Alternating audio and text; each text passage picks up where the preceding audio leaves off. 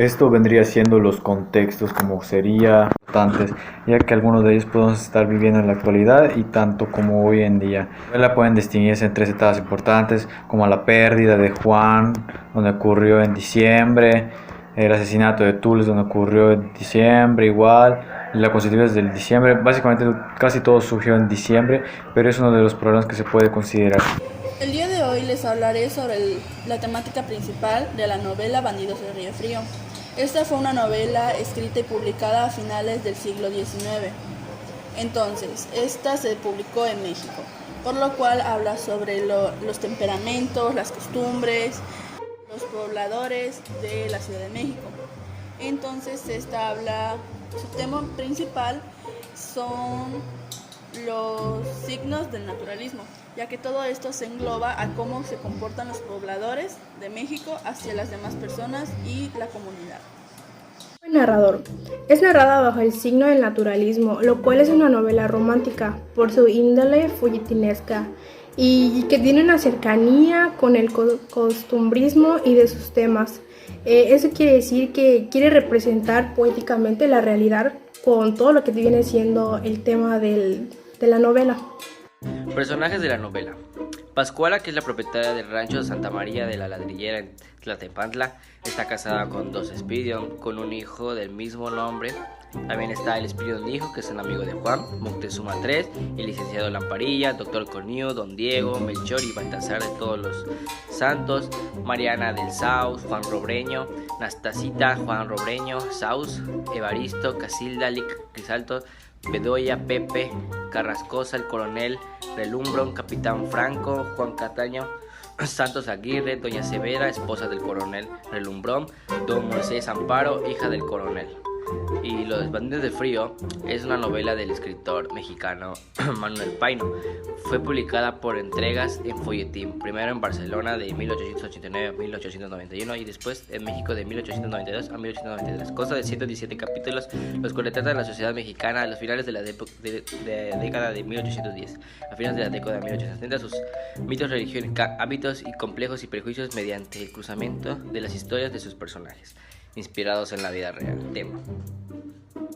A mi parecer, la intención que tenía el autor de expresarnos a nosotros en su novela Los Bandidos del Río Frío era plasmar lo que era México en ese entonces: corrupción, los robos, cómo los mexicanos se aferraban a sus costumbres, cómo los mexicanos siempre buscaban a los santos, a los dioses. La Virgen María, por ejemplo, al inicio de la novela, tienen que pedirle a la Virgen María para que su hijo nazca. Prácticamente es lo que quiso darnos a entender el autor, que lo que era México cuando él escribió esa novela, y lo que aún podemos decir que sigue siendo México.